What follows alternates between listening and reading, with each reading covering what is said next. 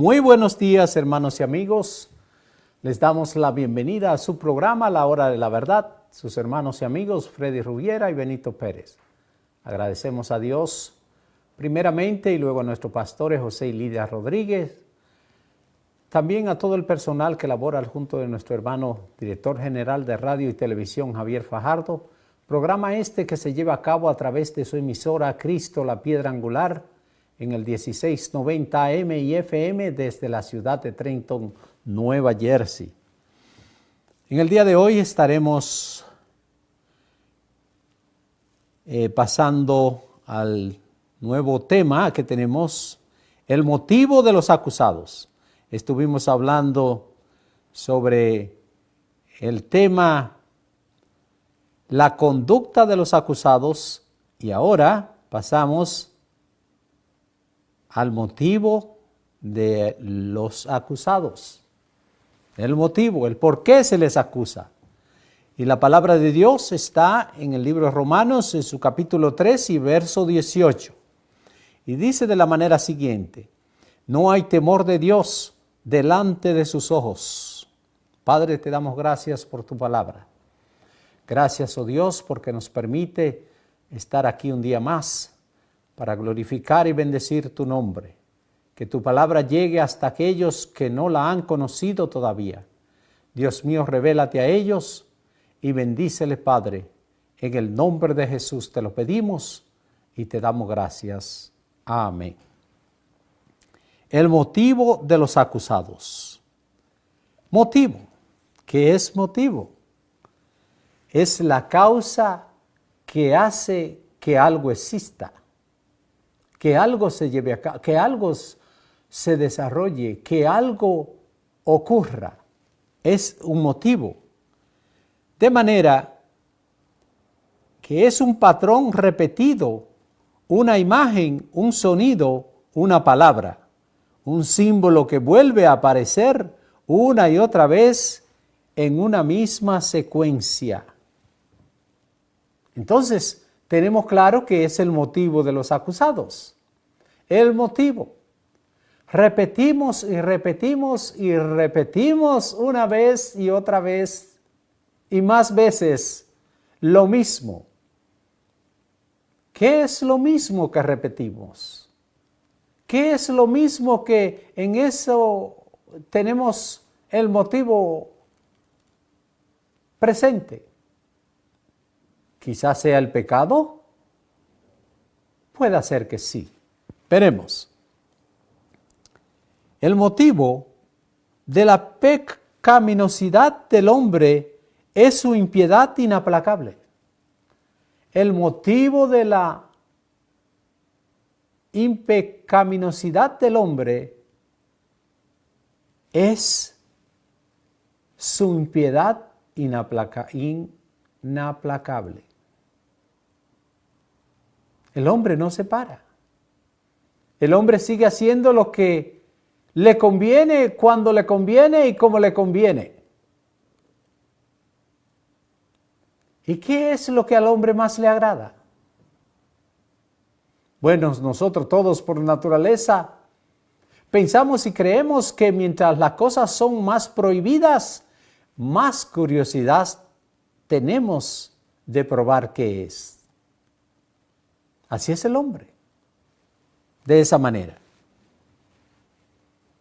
La condición básica de pecado propia de los hombres y su muerte espiritual se hace evidente en el hecho de que para los no salvos no hay temor de Dios delante de sus ojos. Dice la palabra. No hay temor de Dios delante de sus ojos. No temen a Dios. No le importa lo que pueda suceder o no suceder. Ellos están en un total control de la situación, pero de una situación peligrosa, de una situación mala, de una situación que no trae consigo bendición. ¿Por qué? Porque los estamos haciendo a nuestro propio antojo, lo que estamos llevando a cabo. ¿Y qué estamos llevando a cabo? Barbaridades implacables. Pecados inconcebibles es lo que estamos llevando a cabo. Y esto no le agrada a Dios. Esto no conviene al ser humano en ningún momento. El texto completo del Salmo 36:1, del que cita Pablo aquí, dice: la iniquidad del impío me dice al corazón, no hay temor de Dios delante de sus ojos. No lo hay. Temor de Dios delante de sus ojos no lo hay. Porque, ¿qué yo creo? Lo que creo es que lo que estoy haciendo es correcto. Y que nadie tiene que venir a poner límites o preceptos en cuanto a lo que es mi vida. Mi vida es privada, es mi vida. Y no tengo que darle cuenta a nadie más que a mí mismo. Y lo que estoy haciendo es lo que realmente me agrada hacer. Oh, muy bien, entonces. Entonces atengámonos a las consecuencias de lo que eso puede traer a nuestras vidas. No hay temor de Dios delante de ellos. Debido a que sus oídos están, ¿cómo decimos? No escuchan.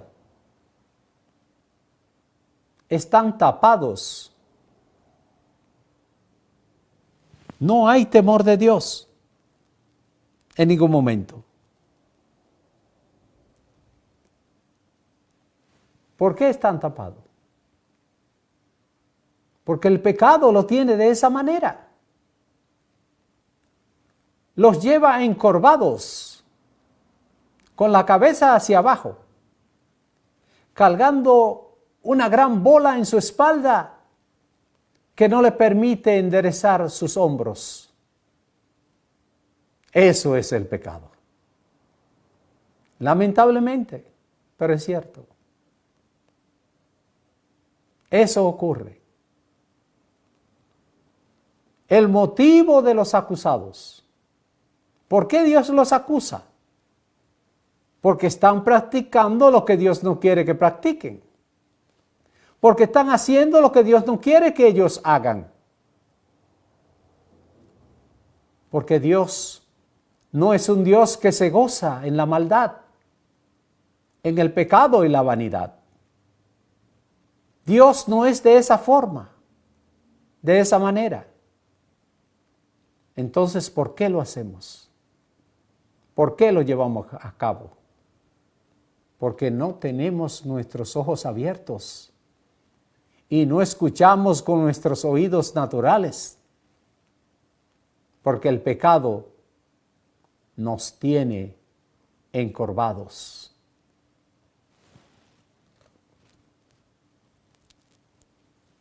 Para atender las mentiras del pecado y no la verdad de la justicia, ellos no tienen temor de Dios y su ignorancia los lleva a tener un concepto errado de lo que significa temer a Dios.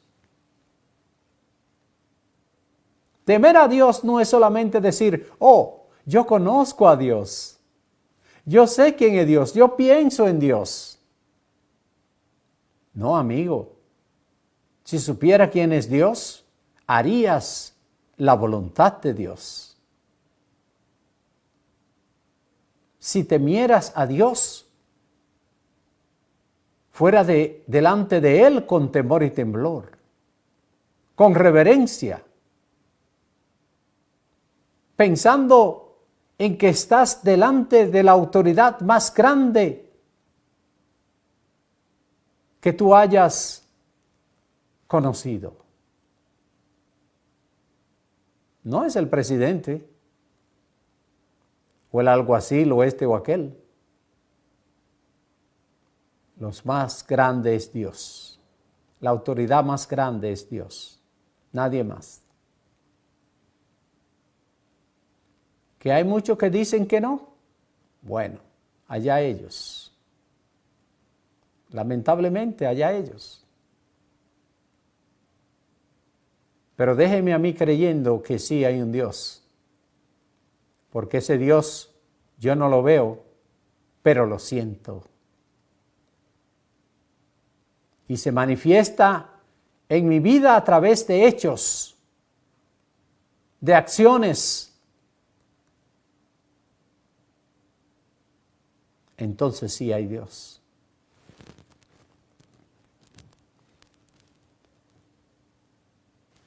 Temer a Dios tiene elementos positivos y negativos. En un sentido positivo, todo creyente verdadero tiene el temor reverente a Dios, el cual parte de una conciencia absoluta de su poder, su santidad y su gloria. La adoración verdadera siempre incluye esta clase de temor en Dios. ¿Cuál clase? Una conciencia absoluta de su poder, su santidad y su gloria se revelan a ese hombre, a esa vida. La parte positiva, la parte negativa. El temor reverente de Dios es el principio de la sabiduría espiritual. Proverbios 9:10. Esa clase de temor es un elemento necesario para conducir a cada persona a la salvación, como sucedió en el caso de Cornelio en Hechos 10, verso 2. Y para motivar a los nuevos creyentes un crecimiento espiritual. Ese es el temor de Dios. En el aspecto negativo del temor de Dios, tiene que ver con el miedo y el terror. Incluso los creyentes deberíamos tener esa cierta medida de esa clase de temor, lo cual actúa como una protección contra la práctica del pecado. Si hay temor, no hay práctica del pecado. El escritor de Proverbios observó que con el temor de Jehová hay libertad. Él observó esto. Los hombres se apartan del mal. Proverbio 16:6. Por la misma razón de ser hijos de Dios, los creyentes están sujetos a un Dios que merece reverencia y temor. Entonces, de esa manera deberíamos de vivir nuestra vida diariamente. Algunas veces su trato con creyentes desobedientes puede ser severo y terminante, como sucedió con Ananías y Zafira, quienes perdieron sus vidas por mentir al Espíritu Santo. Dios usó ese castigo para instigar un temor piadoso y obediencia al interior de la iglesia primitiva. Cada uno de nosotros tenemos una conciencia que nos dicta qué hacer y qué no hacer. Que escuchamos esa conciencia muchas veces sí y muchas veces no. Pero cuando escuchamos a la conciencia es porque algún temor de Dios hay en nuestro corazón. Pero es muy difícil escuchar la conciencia cuando no hay temor de Dios en nuestras vidas. Todo se hace difícil, se hace contrario, porque no hay voluntad de glorificar y adorar a ese Dios. En los Hechos, en su capítulo 5, del 1 al 11, encontramos nosotros lo ideal que debería ser para nosotros servir a Dios. Pero con frecuencia nosotros no lo hacemos. Siempre tratamos de hacer con nuestra vida lo que se nos antoja y cómo y cuándo queremos hacerlo.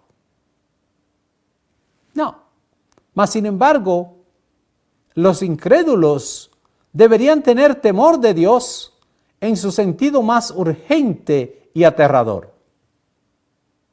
¿Por qué? Porque quien no ha conocido a Jesús anda en el hilo de la cuerda floja, como dicen. Es un peligro andar en una cuerda floja, porque en el momento menos indicado podemos caer abajo. Y dependiendo de lo que haya abajo, la muerte es segura.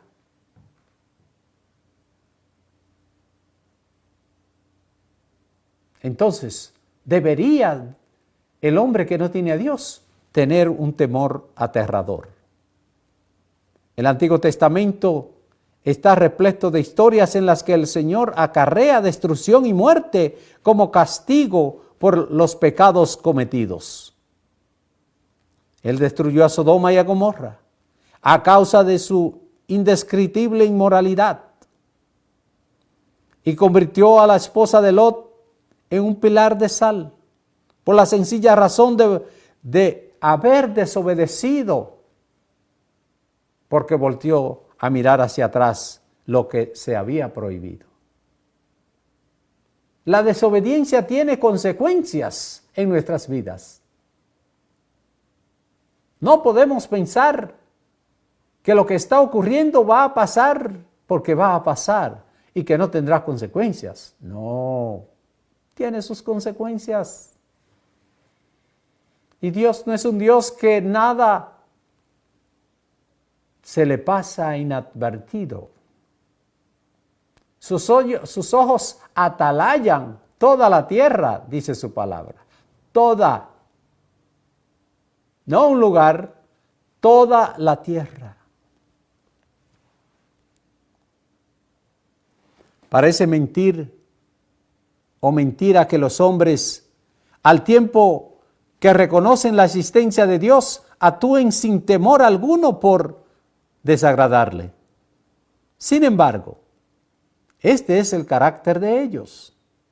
Tienen temor de un gusano de la tierra, que es lo que ellos mismos son, pero desconsideran al Altísimo, que es quien tiene todo el poder y la autoridad para deshacer o hacer con nosotros lo que Él quiera hacer de nosotros.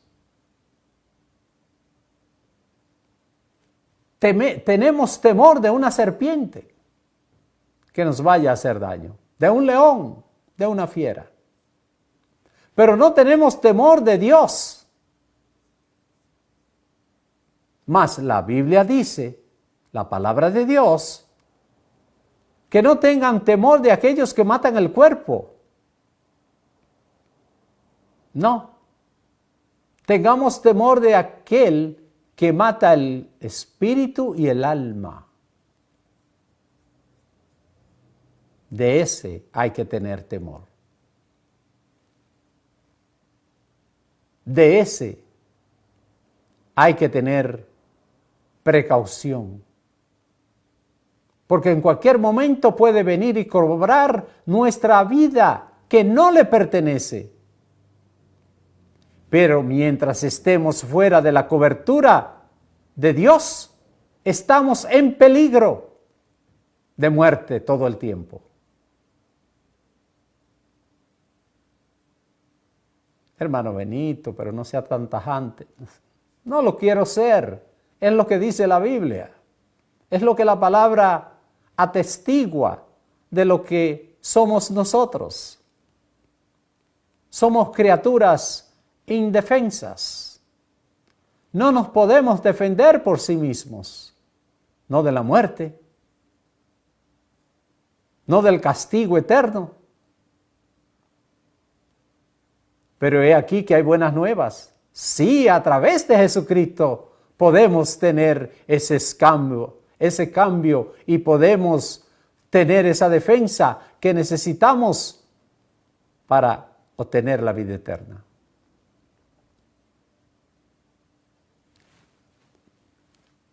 Ya terminando, tiene más temor del hombre, de su rabia, su desprecio y sus ridiculeces, que de la ira de Dios. A veces tratamos y tenemos temor de los demás, pero no tenemos temor de la ira de Dios sobre nosotros. Un gran error. No temas al que puede matar tu cuerpo, pero temes al que puede matar tu espíritu y alma. Porque tanto el espíritu como el alma vuelven a Dios. ¿Y qué hay de ello? El espíritu y el alma nunca mueren. Estarán en la eternidad presente, sea con Dios o sea en el otro lado de tormento y dolor.